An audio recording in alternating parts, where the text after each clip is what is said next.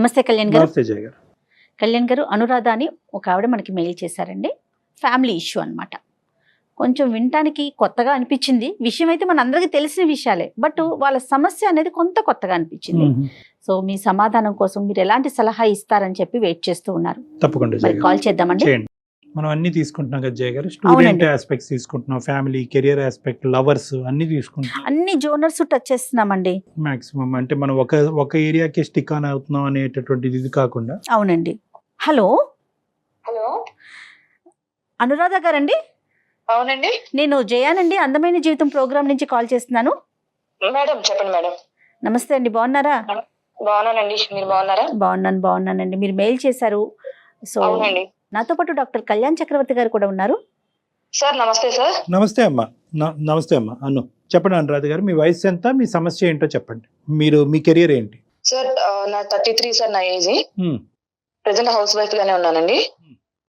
So నా problem వచ్చేసి మా ఇంట్లో మా అత్త మామలకి 2 కొడుకులండి. ఓకే. సో పెద్ద ఆయన వాళ్ళ వైఫ్, నేను, మా హస్బెండ్, మా వారు రెండో వారు. So okay. ఉండేవాళ్ళము. ఇప్పుడు రెండు అయితే కోడలు. రీసెంట్ గా ఏం జరిగిందంటే మా మామయ్య గారికి కిడ్నీ ప్రాబ్లం వచ్చింది. ఓ కిడ్నీ ప్రాబ్లం రావటం వల్ల 2 కొడుకులను చెక్ చేస్తే మా బావగారిది మా మామయ్యకి సెట్ అయిపోయింది కిడ్నీ. మ్యాచ్ అయింది. ఓకే. అయితే ఇప్పుడు మా తోటికోడలు గారు అనేది ఏంటంటే, ఆస్తి వచ్చేసి మొత్తం ఏదైతే ఉందో మాకు 2 ఎకరాల పొలము, 2 ఇల్లు ఇవన్నీ ఉన్నాయండి. మొత్తం ప్రాపర్టీ కలిపినా కూడా 8 crores మా వాల్యూ. ఆహా. సో మా బావగారి కిడ్నీ మా మామయ్య గారికి సెట్ అయింది కాబట్టి మా తోడుకోడలు ఏమంటున్నారంటే, మేము కిడ్నీ ఇస్తాము కానీ ఉన్న ఆస్తి మొత్తం మాకే ఇవ్వాలి, మాకే రావాలి.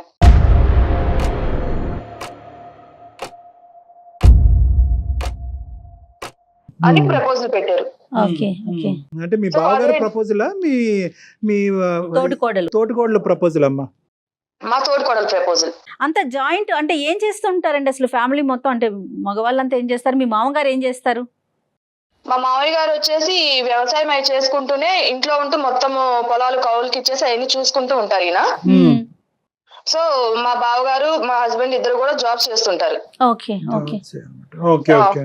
అంటే ఈ పరిస్థితి రాకముందు మామూలుగా అన్నదమ్ముల మధ్యన కానీ తోటికోళ్ళ మధ్యన మీ తోటికోళ్ళ మధ్యన రిలేషన్షిప్ ఎలా ఉందమ్మా జనరల్ గా? అంటే ఈ ఆస్పెక్ట్, ఈ సిక్నెస్ రానంత వరకు ఓకే సార్, బానే ఉండేది, ఇబ్బంది అయితే ఉండేది కాదు కానీ బట్ ఏ ఇంట్లో అయినా చిన్న చిన్న మనస్పర్ధలు అయితే ఉంటాయి కదా. అంటే అవునా? జాయింట్ ఫ్యామిలీ అమ్మా, అందరూ కలిసి ఉంటారా? అవునండి. ఓకే. అత్తయ్య అండి, అత్తయ్య, మళ్ళీ మీకు పిల్లలు? పిల్లలు ఉన్నారండి, మాకు 2 పిల్లలు అండ్ మా బావగారి వాళ్ళకి కూడా 2 పిల్లలండి. ఇప్పుడు ఇతను సిక్నెస్ ఎప్పటి నుంచి అమ్మా? ఇతను కిడ్నీ సమస్య ఎప్పటి నుంచి ఉంది? 6 months నుంచి ఉందండి. చూసేదంతా మీరమ్మా? అంటే బేసికలీ అవును. సర్వీస్ అంతా మీది? మాది ఏది మందులు అందించడం గానీ, హాస్పిటల్ విజిట్స్ గానీ, డాక్టర్ చెప్పిన సలహాలు ఫాలో అవటం గానీ ఇదంతా ఫాలో మీరు? అవటం కానీ ఆయన దగ్గరుండి చూసుకోవటం కానీ ఏదైనా టైం టు టైం ఫుడ్ పెట్టడము, మెడిసిన్స్ ఇవ్వటం కానీ అన్ని మేమే చూసుకునే వాళ్ళం. మరి ఆవిడ ఏం చేస్తున్నారు?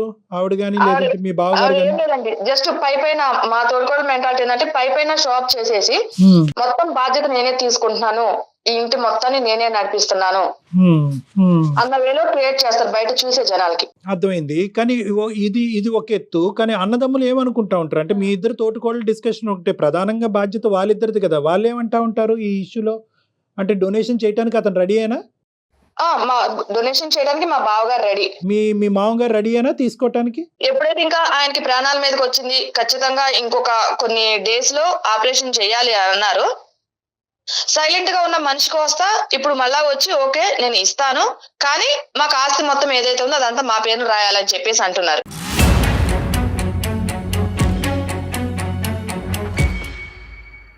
అంటే ఏంటి ఇప్పుడు అతని మాట, లేదంటే ఈవిడ నూరు పోసిందా? అంటే ఏమంటున్నారు మీరు? మీ కో సిస్టర్ ఏమన్నా ఉన్నిందా? అవును, మా కో సిస్టర్ సార్. ఎందుకంటే మా బావగారు అంత ఇది లేదు, మొత్తం ఆమె గుప్పట్లోనే ఉన్న మనిషి. మా తోడుకోడలు ఏది చెప్తే అది చేస్తారు. రైట్. మరి చిన్న కొడుకు అన్యాయం అయిపోతున్నాడు అనే బేసిక్ ఫీలింగ్ రావట్లేదా వాళ్ళకి? హెల్త్ అనే దాంతో పోల్చుకున్నప్పుడు? లేదండి, మా అత్తగారు కూడా ఏం ఆలోచిస్తున్నారంటే ఆమె ఒక లేడీగా మా మామగారి ప్రాణాపాయాల నుంచి బయటపడితే చాలు అన్న ఉద్దేశంలో ఆమె ఆలోచిస్తున్నారు. కానీ ఇక్కడ కొడుకు ఏమవుతాడు, కొడుకు పరిస్థితి ఏంటి, కొడుకు పిల్లల పరిస్థితి ఏంటి? ఇప్పుడు ఎలా ఉందమ్మా ఇంట్లో వాడి వేడి ఎలా ఉంది? వాడి వేడి ఏం లేదండి, ఎవరెన్ని చెప్పినా ఎవరెన్ని చేసినా మాకు ఆస్తి ఇస్తే మేము కిడ్నీ ఇస్తాము, ఇంకా వాళ్ళు వేరే ఎవరి మాట కూడా వినట్లేదు మా తోడుకోవడం. చూడండి, భయం వేస్తుందమ్మా నిజంగా. అతను చావు బ్రతుకుల్లో ఉండటాన్ని కూడా ఈ రోజు దీన్ని ఒక Cash వ్యాపారం చేసుకుంటున్నారు. కింద మలుపు తిప్పుకునేటటువంటి మనస్తత్వాలు ఉన్నాయా అంటే భయమేస్తుంది నిజంగా. ఎలాంటి కాలం ఇప్పుడు ఏంటంటే ఆవిడ ఏమంటదమ్మా ఇప్పుడు అదే డీలా అంతే ఇంకేం లేదు.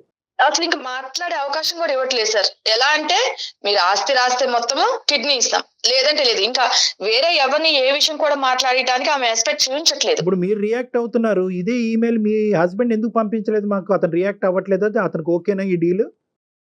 ఆయన ఓకే సార్, కానీ తండ్రి కదండి. వీళ్ళు సొంత అన్న తండ్రి కాబట్టి వీళ్ళు కదా. ఏం మాట్లాడలేకపోతున్నారు. సో అటు అన్న అటు తండ్రి అవును. ప్రాణం కోసం కదా. అంటే కాదు, అంటే ఇప్పుడు ఓకే తండ్రిని కాపాడుకోవాలి అనేటటువంటి ఆలోచన కరెక్టే, దానివల్ల మీ హస్బెండ్ మాట్లాడలేకపోతున్నారు అన్నది అర్థం అవుతుందమ్మా. కానీ అవును. రేపొద్దున ఏంటి ఇంత చిల్లర డీల్ చేస్తున్నారు ఏంటి వీళ్ళు అనేటటువంటిది అతను కోపంగా లేదా? బ్రదర్ని నిలదీయలేదా? ఏంటన్నయ్య ఇది తప్పు కదా అని అనలేదా?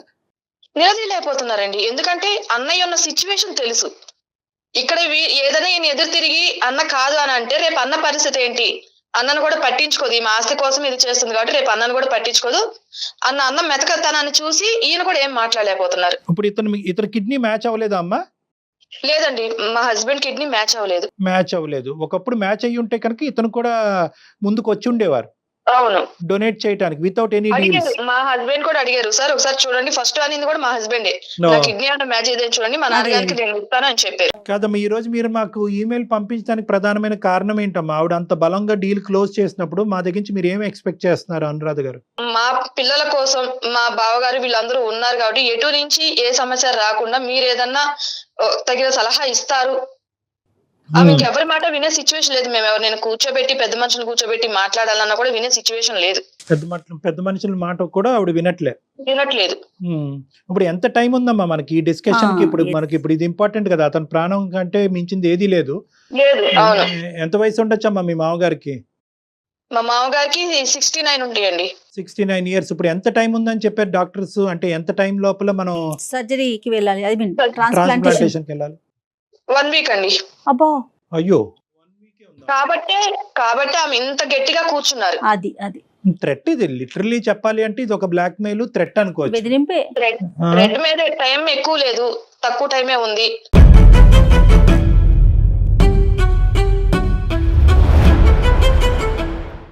సో మా ఆయన కిడ్నీనే సెట్ అయింది కాబట్టి ఎట్టి పరిస్థితుల్లో వీళ్ళు ఒప్పుకోవాల్సిందన్న ఒక మూర్ఖపు మెంటాలిటీ మీదే తను నిలబడి ఉన్నారు. బట్ వర్స్ కమ్ సినారియోలో ఏంటంటే పెద్ద ఆయన ప్రాణాలే కాపాడాలి, ఒక 1 week ఉంది అనేటటువంటి ఆలోచనతో తర్వాత సంగతి తర్వాత చూద్దాం అనే ఉద్దేశంతో మీరు ఆస్తిని వదులుకోవడానికి రెడీగానే ఉన్నారా?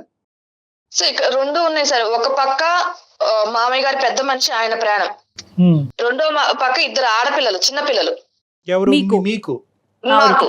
అది వాళ్ళ భవిష్యత్తు అనేది ఇక్కడ నిర్ణయిస్తున్నట్టుగా అవుతుంది, అంతే కదమ్మా? అవును అవును రైట్. సో రెండిట్ల మధ్యన చిక్కుకుపోయారు మీరు ఇప్పుడు. అవును. కానీ మా వారిలో ఏదైనా గవర్నమెంట్ జాబ్ అయితే మనకి ఫ్యూచర్ హోప్స్ అనేది ఉండేది సార్. ఈయన చిన్న ప్రైవేట్ జాబ్, ఈయనకి వచ్చే జీతంతో 2 ఆడపిల్లల్ని చదివించి. బావగారండి, ఇప్పుడు ఒకటేంటంటేనమ్మా, ఇది నేను ఒక డాక్టర్, లీగల్ ఇష్యూస్ మాట్లాడకూడదు కానీ ఎన్ని ఒప్పందాలు జరిగినా కూడా పెద్దవాళ్ళ మధ్యన అతని కిడ్నీ గురించి ఇవ్వచ్చు, హార్ట్ గురించి ఇవ్వచ్చు, కానీ ఏంటంటే at the end of the day ఇద్దరు కొడుకులకి ఈక్వల్ రైట్స్ ఉంటాయి. అవునండి. ఆ విధంగా ఇప్పుడు ఏంటంటే ఆ యాంగిల్లో మనం వెళ్ళకూడదు అనేటటువంటి ఉద్దేశంతో, సానుకూలంగా సెటిల్ చేయాలనే ఉద్దేశంతో ఈ రోజు ఇలా మాట్లాడుకుంటాం. నిజంగా ఇది దాని వరకు వస్తే కనుక ఇద్దరికి సమాన హక్కులు ఉంటాయి. సమాన హక్కులు ఉంటాయి. ఈవెన్ లీగల్ గా కూడా వెళ్ళొచ్చండి, అంత టైం ఉన్నట్లయితే. లీగల్ గా వెళ్ళొచ్చు, ఇప్పుడు వెళ్ళొచ్చు, రేపు పొద్దున ఆపరేషన్ అయిన తర్వాత కూడా వెళ్ళొచ్చు. కానీ ఏంటంటే ఆ పోరాటం ఎలా ఉంటుందంటే ఇంకా మొత్తం కుటుంబాన్ని అంతా విడదీయటం అవుతుంది. రెండో అంశం ఏంటంటే అది ఆ లీగల్ లెక్క చెల్లాలి అంటే కనుక కొన్ని సంవత్సరాలు పట్టొచ్చు. అలానే మామయ్య గారు అయితే ఎవరైతే ఉన్నారో ఆయన కూడా ప్రాణాలు ఇది ఉండాలి కదా. అదేలేం. సో ఏదన్నా కూడా ఒక సానుకూలమైనటువంటి వాతావరణంలో నిర్ణయం తీసుకుంటే మంచిది అన్నట్టుగా మీరు మార్క్ చేశారు. ఒకసారి ఏమైనా మాట్లాడదామండి మీ కో సిస్టర్ తో, ఆవిడ మాట్లాడతారా? తప్పకుండా మేడం, Try చేద్దాం ఒకసారి. నేను కలుపుతాను. కలపండి. మీరు మాట్లాడే వ్యక్తి మీ కాల్ ని హోల్డ్ లో పెట్టారు, దయచేసి లైన్ లో వేచి ఉండండి. ఆప్కా కాల్ హోల్డ్ పర్ హై. హలో అక్క. చెప్పమ్మా. ఎక్కడున్నారక్క? ఇంట్లో ఉన్నాను. నువ్వు ఇంకా ఊరికి రాలేదా? లేదు. ఎలా ఉంది ఇప్పుడు మామయ్య గారికి? ఎలా ఉంది? హాస్పిటల్ తిరుగుతున్నాం, వస్తున్నాము. ఇంకొక వారం రోజుల్లో ఆపరేషన్ ఉంది కదా, నువ్వు ఇంకా అక్కడే కూర్చుంటావా? లేదు, రావాలి. కానీ మీరు ఆస్తి గురించి ఏమన్నా ఇంకొకసారి ఆలోచించారా? ఇప్పుడు ఆలోచించడం ఏముంది? కాదక్క, ఇప్పుడు మీరే మొత్తం కావాలి అంటే మరి మాకు ఇక్కడ 2 ఆడపిల్లలు ఉన్నారు కదా, చిన్నపిల్లలు, వాళ్ళ భవిష్యత్తు గురించి అని ఒకసారి ఆలోచించి మళ్ళీ నిర్ణయం తీసుకోండి అక్క. అయినా ఇంత రిస్క్ తీసుకొని మేము కిడ్నీ మార్పిచ్చి బావగారిని మేము ఎట్లా చూసుకోవాలా? ఒక మనిషిని ఆయనని గాజు బొమ్మలాగా కాపాడుకొని రావాలి. ఆయనని ప్రాణం పణంగా పెట్టి మామగారికి ఒక జీవితాన్ని ఇస్తుంటే నువ్వు ఇలా మాట్లాడడం నాకు అర్థం కావడం లేదు.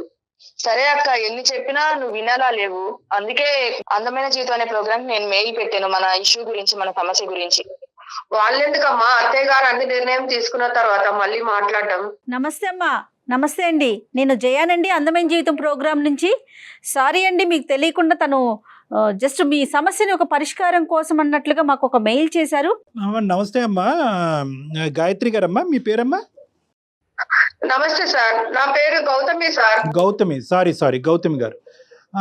అమ్మ, ఇప్పుడు చూడండి, మీకు ఇదేంటంటే వారం రోజుల్లో సర్జరీ పెట్టుకుని ఇదంతా చాలా అసందర్భంగా మీకు అనిపించవచ్చు. కానీ ఏంటంటే ఎంతమంది పెద్ద మనుషులు వచ్చినా చెప్పినా కూడా నాకు అతని ప్రాణాలు ఎంత ఇంపార్టెంటో ఇక్కడ నాకు రావాల్సినటువంటి మొత్తం షేర్ అంతా నాకే రావాలి అనేటటువంటి అభిప్రాయం. ఎందుకంటే మా హస్బెండ్ రిస్క్లోకి వెళ్ళి అతను డొనేట్ చేస్తున్నాడు అనేటటువంటి ఆలోచన మీకు ఉన్నా కూడా కొంతమంది చూసేటటువంటి ప్రేక్షకులు కానీ నాలాంటి వాళ్ళు కానీ అవును కదా, అతను కూడా ప్రాణాలకు పణంగా పెట్టి ఒక కిడ్నీ డొనేట్ చేయటం, రేపొద్దున ఇతని కిడ్నీకే ఏదైనా ప్రాబ్లం వస్తే కనుక ఈ పిల్లల భవిష్యత్తు ఏంటి అనే పరిస్థితి ఏర్పడటం వల్ల అతను బహుశా ఇది ఆస్తికి ముడిపెట్టచ్చు అనేటటువంటి ఆలోచన ఉన్నా కూడా ఎక్కడో ఇది సిచ్యువేషన్ని అడ్వాంటేజ్ తీసుకుని మీరు దీన్ని ఒక వ్యాపార రీత్యా ముందుకెళ్తున్నట్టు నాకు అనిపిస్తుందమ్మా. అంటే ఈ వర్డ్ నాకు, అంటే మీరు ఎంత సేవ చేస్తున్నారు మీ మామగారికి, మీరు ఎంత ముందుకు రావాల్సింది వచ్చింది. ఎందుకంటే ఎంత తండ్రి అయినా కూడా డొనేట్ చేయటం అనేటటువంటిది ఒక పెద్ద ప్రక్రియ. ఎందుకంటే డోనర్కి రెసిపియంట్కి ఈక్వల్గా హెల్త్ రిస్క్ ఉంటుంది. ఇతనికి ఎనస్థీషియాలోకి వెళ్ళాలి, రేపొద్దున ఇతనికి ప్రాబ్లం వస్తే కనుక ఇంకో సమస్య రావచ్చు, ఇలాంటి రకరకాలు ఉంటాయి. సో ఇక్కడ మీరు చేసినటువంటి సాక్రిఫైస్ ఎంత గొప్పగా మాట్లాడుకోవచ్చో, మీరు అడిగినటువంటి డిమాండ్ వల్ల మీరు మిమ్మల్ని అంత కిందకి దిగజార్చుకున్నారు అనేటటువంటి అభిప్రాయం నాకు కలుగుతుందమ్మా. ఇదేదో డీల్ కుదుర్చుకున్నట్టు అనిపిస్తా ఉందండి వింటుంటే. లేదు మేడం ఆ మాట అస్సలు అనకండి. మీకు తెలియని ఒక విషయం చెప్పమంటారా? తను నా తోడుకోడలే కాకుండా నా సొంతం చెల్లెలు కూడా మేడం. మేము ఇద్దరం ఒకింటి నుంచి ఇక్కడ వచ్చినాం మేడం.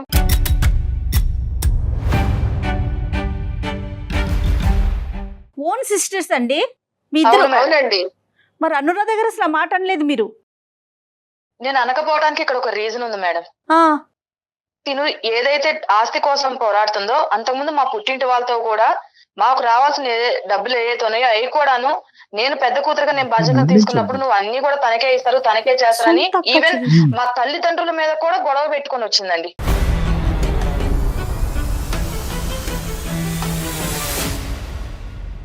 సో దానివల్ల కనీసము ఇక్కడికి వచ్చిన తర్వాత ఏనాడు కూడా వాళ్ళు తిన్నారా, వాళ్ళు ఉన్నారా, వాళ్ళు ఏం చేస్తున్నారు అనేది తనకు అనవసరం అండి.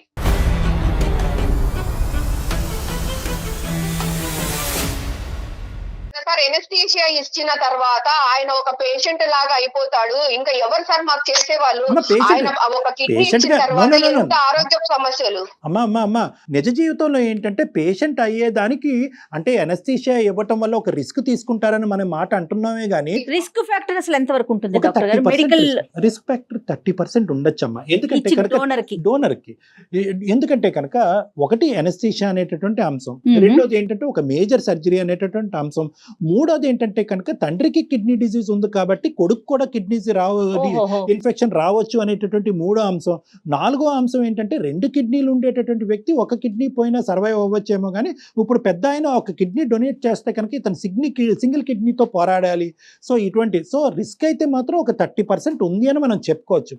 కానీ దాన్ని డొనేట్ చేయటం వల్ల ఆ రోజు నుంచే డొనేట్ చేసిన రోజు నుంచి ఇతను పేషెంట్ అయిపోతాడు కాబట్టి బెడ్ రిడెన్ అయిపోతాడు అంటానికి లేదు. అతనికి కంపెన్సేషన్ గా మొత్తం ఆస్తి అంతా నాకే ఇచ్చేయాలి అనేటటువంటిది అది దుశ్చర్య, అది కరెక్ట్ కాదు. అది నేను ఆవిడకి అర్థమయ్యేటటువంటి విధంగా చెప్తున్నాను. ఇక్కడ రిస్క్ ఉంది అనేటటువంటి అంశం మనం ఈ రోజు పరిగణలోకి తీసుకున్న గౌతమి గారు, ఇక్కడ ఏంటంటే రిస్క్ ఉంది కాబట్టి ఆ రిస్క్ కంపెన్సేషన్ గా ముందే మాకు కంపెన్సేషన్ ఇవ్వాలి కాబట్టి అని చెప్పి 30% ఉన్నటువంటి రిస్క్ కి ఈ 8 crores కి ముడిపెట్టేసి ఇదంతా ముందే తీసేసుకుందాం అనేది స్వార్థం కాదు సార్. ఒక మాట 30% రిస్క్ ఉందని చెప్పినప్పుడు మరి అంత రిస్క్ తీసుకొని ఈమె పిల్లల్ని చూసి ఇవన్నీ చేసిన తర్వాత మేము ఇంత చేయాల్సిన అవసరం ఏముందండి?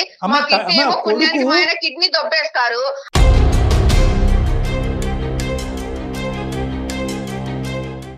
మా మరిది అసలు నోట్లో నాలుక లేనోడండి, ఈమె కొంగున కట్టుకొని తిరుగుతుంది, మీకు తెలియట్లేదు.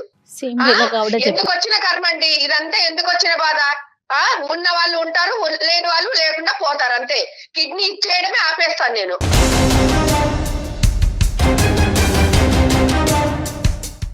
ఏంటి ఎందుకు గౌతమి గారు? వచ్చింది మాకు ఈ బాధ చెప్పండి. అయ్యి బాబాయ్, కాదండి, ఆ ఇంటికి వింటున్నారు పెద్ద కదండి, కోడలుగా వచ్చి ఇంటికి మీరు వచ్చి అట్లా మాట్లాడొచ్చా? పెద్ద మనుషుల ముందు కూడా ఇట్లే మాట్లాడతారు. ఎన్ని ఇంటి చేసే పనులు వాళ్ళకి మాకు చూసుకోవడానికే తెలుసు మేడం. సరిపోద్దండి. బయటకేమో అన్ని చేస్తున్నాము, నేను చేస్తున్నాను, బయట హాస్పిటల్ జనాలందరికీ ఉండి నేనేదో ఎన్ని కష్టపడుతున్నానని చూసుకుంటున్నా మాకే చూస్తారండి. తెలుసు మేడం. ఇంట్లో పనులు చేసే వాళ్ళకి ఇవన్నీ కుదరదు కదండి. కాదండి, సొంత ఒక తల్లి కడుపును పుట్టిన మీ ఇద్దరు ఇట్లా పోట్లాడుకోవచ్చు ఒక చిన్న విషయానికి? అది డబ్బుల కోసమా? ఒక పక్కన పుట్టినీళ్ళు, ఒక పక్కన మెట్టినీళ్ళు.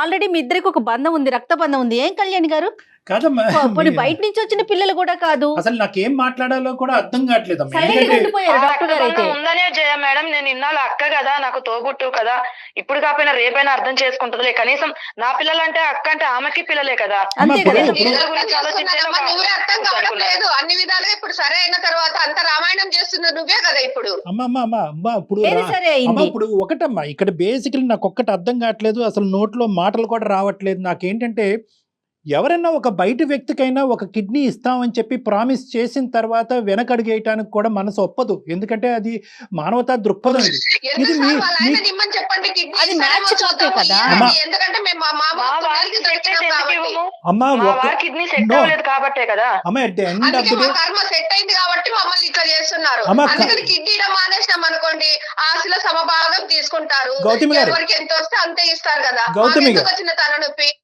గౌతమి గారు ఆ పెద్ద ఆయన ఈ మాటలన్నీ వింటే కనుక వారం రోజుల తర్వాత సర్జరీ కూడా వద్దు, ఈ క్షణాన్ని నేను చచ్చిపోతానని అంటాడు అతను.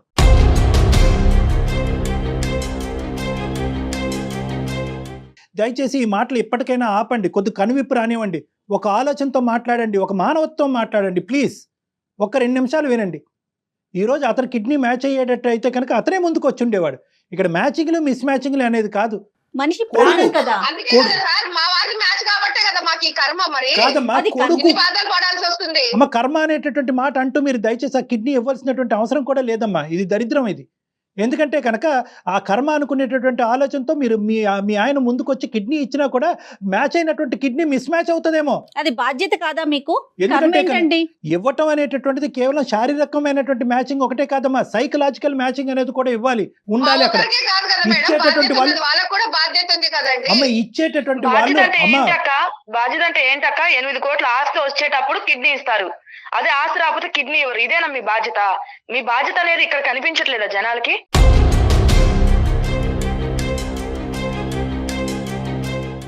అమ్మ అందరికీ తెలుసు, జనాలకు బాధ్యత తెలుసు. అమ్మా నీకు తెలియకనే ఇదైపోతున్నావు. అమ్మా. మా బాధ్యత, మేము ఎన్ని బాధలు పడుతున్నావు అన్నది పొద్దున్న లేచినప్పటి నుంచి హాస్పిటల్లో ఉండాలి, ఇటు భర్తను చూసుకోవాలి, మా ఆయనకు నానా టెస్టులు చేస్తున్నారు, పిల్లల్ని చూసుకోవాలి, ఈమె పిల్లల్ని చూసుకోవాలి, ఎన్ని చూసుకోవాలి, అత్తగారికి సర్ది చెప్పాలి, ఆమె ఇది కూడా valid point అండి. ఇప్పుడు ఆ ఇంట్లో బాగున్నప్పుడు ఈవిడ పుట్టింటికి వెళ్ళటం ఎందుకు? పిల్లలు చూసుకునేటప్పుడు నువ్వు ఆలోచిస్తావు కదా. కాదమ్మా మరి ఆ పిల్లల గురించి ఆలోచన రావట్లేదు అమ్మ అనురాధ ఇప్పుడు ఒకటి చెప్పండి సార్. ఇక్కడ ఏంటంటే ఆవిడ ఎప్పుడైతే కనుక కిడ్నీ ఇవ్వటానికి డబ్బులకి ఆస్తులకి ముడిపెట్టిందో ఆవిడ ఆటోమేటిక్ గా చెడు అనే కేటగిరీలోకి వెళ్ళిపోయింది. కానీ ఇక్కడ ఆవిడ అవును. చెప్పేటటువంటి ఒక వ్యాలిడ్ పాయింట్, మిమ్మల్ని అడగవలసినటువంటి ఒక ముఖ్యమైనటువంటి అంశం ఏంటంటే ఇంట్లో ఇంత స్ట్రెస్ టెన్షన్ ఉన్నప్పుడు మీరు ఆవిడ అంత పుట్టింటికి ఎందుకు కష్టపడుతున్నప్పుడు మీరు ఎందుకు ఆ బాధ్యతను పంచుకోవట్లేదు? పోనీ హాస్పిటల్ పరమైనటువంటి అంశాల్లో మీరు అది చేసుకోలేనప్పుడు అట్లీస్ట్ కుటుంబానికి సంబంధించినటువంటి బరువు బాధ్యతలు మీరు చేపట్టచ్చు కదా. ఏ రోజు వచ్చి వంట చేయదండి, ఏ రోజు వంటగదికి వచ్చి వంట చేయదు. ఆమె పిల్లలు కానీ కనీసం అని అంటే తెలుసా, పెద్దమ్మని నా దగ్గరికి పరిగెత్తుకుంటూ వస్తారు. ఏదైనా కావాలంటే వాళ్ళు నన్నే అడుగుతారండి. నిద్ర మంచం లేస్తే పిల్లలు నా దగ్గరికి వస్తారండి, నన్నే ప్రతి ఒక్కటి అడుగుతారండి. మీరు రెస్పాన్సిబిలిటీ సార్, ఎందుకు వంట షేర్ చేసుకోవట్లేదు? కాబట్టి ఎంత వంట చూస్తే చేయనీదు కదండి పిల్లలు పిల్లలు అంత వస్తారని దగ్గర అంటుంది కదా. అవుతారు. వంట చేయనీదు పిల్లలు వస్తారంటుంది కదా. వంట చేయకపోవడానికి కారణాలు ఏంటంటే కూరగాయలు కోసి ఇచ్చి మొత్తం సిద్ధంగా పెట్టింది నేను వండాలి, నేను వండితే నలుగురు తినాలి, ఈ అమ్మాయి చేస్తుంది వంట చేస్తుంది అనిపించుకోవాలా. నా పిల్లలు పెద్దమ్మ అది ఇది అంటే మొత్తం బీరువా తాళాలు గాని డబ్బు వ్యవహారాలు గాని అన్ని ఆమె నడపాలి.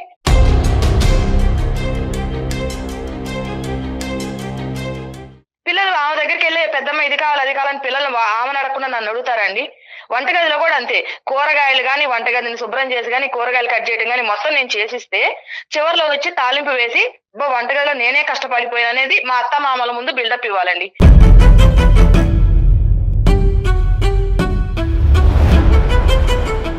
అమ్మ అనురాధ గారు అండ్ గౌతమ్ గారు, దయచేసి వినండి. మీ తోటికోడలు గారు ఎంత దారుణంగా మాట్లాడుతుందో లేదు. చూశారు కదా సార్ మీరు. ఏ- ఇంత దారుణంగా మాట్లాడడం ఎక్కడైనా చూసారా? ఎవరు తక్కువ తెలియలేదమ్మా, ఇద్దరు ఇలా ఉన్నారు. ఎవరు తక్కువ తెలియలేదు. అనురాధ గారు, గౌతమ్ గారు, పెద్ద కోళ్ళు, చిన్న కోళ్ళు, అక్క చెల్లు ప్లస్ సొంత అక్క అక్క చెల్లు. చెల్లెళ్ళు. ఇంతకంటే దరిద్రమైన ఇంకెక్కడ 8 మేము చూడలేదమ్మా. సంవత్సరాలు సార్ ఈమెకన్నా ముందు నుంచి నేను చేస్తున్నానంటే ఇవన్నీ నేను ఒక గాడిని పెట్టుకొని వస్తే కదా సార్ అవుతున్నాయి పనులన్నీ. చెప్పండి, అమ్మ నేను మీరు చెయ్యండి ఏమన్నా అవుతాయా మీరు- చెప్పండి. మీరు అక్క చెల్లెలు అవుతేనే ఈ స్థాయిలో కొట్టుకుంటున్నారు. మీరు నిజంగా ఉంటామైనామా, కూర్చున్నామా, అందంగా రెడీ అయినామా, ఏ ఫంక్షన్ లకు వెళ్ళాలన్నా ముందుండడము అంతే. వెనకాల మేమన్నీ చేపించి చెంది రెడీ చేసి పెట్టుకొని అన్ని చేస్తే పొద్దు నుంచి రాత్రి పడుకునేటప్పుడు వరకు ఎన్ని చెయ్యాలంటే అన్ని చేస్తున్నాము. అమ్మా ఒక్క నిమిషం అమ్మా, గౌతమ్ గారు వింటారా? నీకు అర్థం కావడం లేదు. అన్ని చేసి పెడుతున్నాం కాబట్టి నీకు వడ్డించిన విస్తరలాగా ఉంది కదా జీవితం. అందుకోసమని ఇట్లా మీ మాట్లాడుతున్నాము. తోటికోళ్ళ అంశాలు ఇవన్నీ మాట్లాడుకుంటే ఈ వారం రోజులు కూడా అయిపోతుంది. ఆ పెద్ద ఆయన చూపండి సార్. కాదమ్మా, ఒకసారి వినండి. ఏమీ లేదు. మాకు కావాల్సింది మాకు చేస్తేనే కిడ్నీ ఇస్తాము, లేకుంటే మాకెందుకు నోరు మూసుకొని గమ్మున కూర్చుంటాము.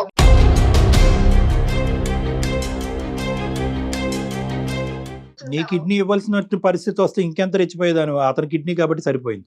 అది కాదమ్మా గౌతమి, ఒక్క నిమిషం అంటే అమ్మా. కాదు సార్, నేను వేరు మా వారు వేరే అవుతారా సార్? అలా కాదమ్మా. మరి ఇప్పుడు ఆయన తండ్రి కాదమ్మా, అమ్మా. తండ్రి కాదా, బాధ్యత లేదా అతనికి? అవునండి, మరి మా వారికి ఒకటే తండ్రి కాదు కదా. వారు ఈమె కూడా మామగారు కదా. వాళ్ళ కరెక్టేనమ్మా, భర్త కూడా తండ్రే కదా. వాళ్ళ హస్బెండ్ కిడ్నీ అది మ్యాచ్ కావట్లేదు కదా. ఒకటేమో కుక్కిన పెయిన్ లాగా కూర్చొని చేయకుండా చడి చప్పుడు లేకుండా చెప్పేసి మా పెత్తనాలు జలాయిస్తుంది ఇప్పుడు. కాదమ్మా, అక్క, నువ్వు కాదు చేసేవన్నీ గౌతమి నా గారు, మీద ఎందుకు నెడుతున్నావు? గౌతమి గారు, చెప్పక్క. గౌతమి గారు, గౌతమి ప్లీజ్ గారు, ప్లీజ్. ఇది ఒకటమ్మా. వాళ్ళకి అవకాశం రాలేదు, మీకు అవకాశం వచ్చింది. ఇది ఒక పుణ్య కార్యక్రమం కింద చూడండి అమ్మా. పెద్ద ఆయనకి దానం చేయటం అనేటటువంటి దయచేసి వ్యాపార దృక్పథంతో చూడకండి. అంత పుణ్యాలు చేసి మా ఆయన ఆరోగ్యాన్ని తృణప్రాయంలో పణంగా పెట్టేసి మేమంతా పుణ్యకార్యాలు చేసేసుకునేంత తాహత మాకు లేదు సార్.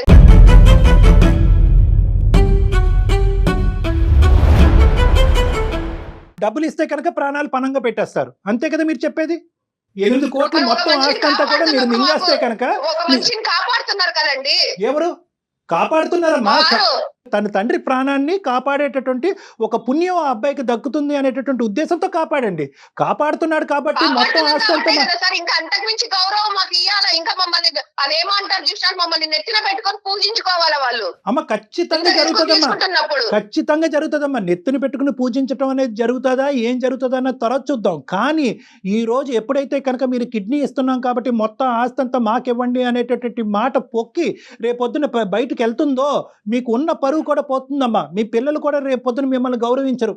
ఏంటమ్మా మీరేనా వ్యాపారం చేశారు తాతయ్య కిడ్నీతో అనేటటువంటి మాట మీరు మీ పిల్లల్ని అడిగేటటువంటి జీవితాంతం పరిస్థితి వస్తే కనుక భరించాలండి. భరించలేరమ్మా. డబ్బులు ఈ రోజు కాకపోతే రేపు వస్తాయమ్మా, ఆస్తులు ఈ రోజు కాకపోతే రేపు వస్తాయమ్మా. విలువల గురించి మనం ఇక్కడ పోరాడేది, విలువల గురించి ఈ విలువల గురించి పోరాడేటటువంటి క్రమంలో మీరు ఇక్కడ పంచాయతీలు పెట్టుకుని నువ్వు చేసింది ఏమీ లేదు, అంతా నేనే చేస్తున్నాను, అన్ని కార్యక్రమాలు నేనే చేస్తాను కాబట్టి మొత్తం నాకే ఇచ్చేయాలి అనేటటువంటిది ఎంతవరకు సబబు అమ్మా, ఎంతవరకు న్యాయం?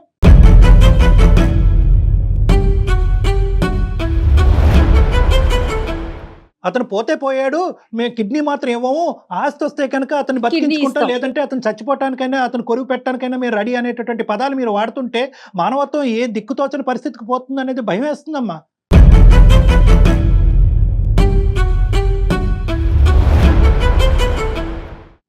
మీ ఇంట్లో మగాళ్ళు ఉన్నారా? కొడుకులు ఉన్నారా? మీ ఆడవాళ్ళు నోరులు మూయించరా? మీ నోర్లు మూయించరా? వాళ్ళకి వ్యక్తిత్వం లేదా? అన్నదమ్ములు ఇద్దరు కలిసి కట్టుకోవచ్చి తండ్రి ప్రాణాలను కాపాడాలని ముందు చూపుతో ముందుకెళ్ళి మీ ఆడవాళ్ళని మీ నోట్లకి టేపులు వేస్తే కనుక మేము ఈ దరిద్రం వినవలసినటువంటి అవసరం కూడా మాకు లేదు. మీకు అసలు ఏమన్నా బుర్రలు పనిచేస్తున్నాయమ్మా? మీ ఇద్దరు పంచాయతీలు మేము వింటూ కూర్చుంటే కనుక వారం రోజులు అయిపోతుంది. ఆ పెద్ద ప్రాణాల గాలిలో కూడా కలిసిపోవచ్చు, మాకు తెలీదు. ఒక్కటే చెప్తున్నానమ్మా, ఈ రోజు మీ ఇద్దరు ఎదుర్కొంటూ ఉండే తక్షణ కర్తవ్యం ఒకే ఒక అంశం. ఈ సర్జరీ సాఫీగా ముందుకెళ్ళనివ్వండి. డొనేషన్ అనేటటువంటిది ఒక మానసిక పరమైనటువంటి అంశం. ఇద్దరు డోనర్ అండ్ రెసిపియంట్ అందరూ హ్యాపీగా ఉండాలి. ఒక వేదంతోనో ఒక భయంతోనో ఒక బ్లాక్మెయిల్తోనో ముందుకెళ్ళేటటువంటి అంశం కాదు ఇది. ఎవరికి మంచి జరగదు. చేసేటటువంటి ట్రాన్స్ప్లాంట్ కూడా దిక్కుతోచినటువంటి పరిస్థితికి పోయి రిజెక్షన్ జరగచ్చు ఈ మానసిక ఒత్తిడి ఉంటే కనుక. Matching should be both physiological as well as mental. కాబట్టి దయచేసి మీ ఆడవాళ్ళు ఇద్దరు కూడా కాసేపు నోరు మూసుకుంటే కనుక తర్వాత జరిగేటటువంటి కార్యక్రమం ఏది ఉంటే కనుక ఈ ఆస్తులు, ఈ గొడవలు, ఈ అంశాలు ఏమన్నా ఉంటే కనుక ఒక సానుకూలమైనటువంటి వాతావరణంలో మనందరం కూర్చుని ఇంకొకసారి ఒక అవకాశం తీసుకుని మాట్లాడుకుందాం. మీ అభిప్రాయానికి అయితే నేను ఏకీభవిస్తాను డాక్టర్ గారు. నేను ఆలోచించుకొని చెప్తానండి. ఏం ఆలోచిస్తావు అమ్మా చెప్పు, నాకు తెలియక అడుగుతాను. ఏం ఆలోచిస్తావు తల్లి నువ్వు? ఇవ్వాలా లేదా అన్నది ఆలోచిస్తావు. దయచేసి ఆ మాట అనకమ్మా, భయం వేసేస్తుంది, గుండెల్లో రైలు పరిగెడుతున్నాయి.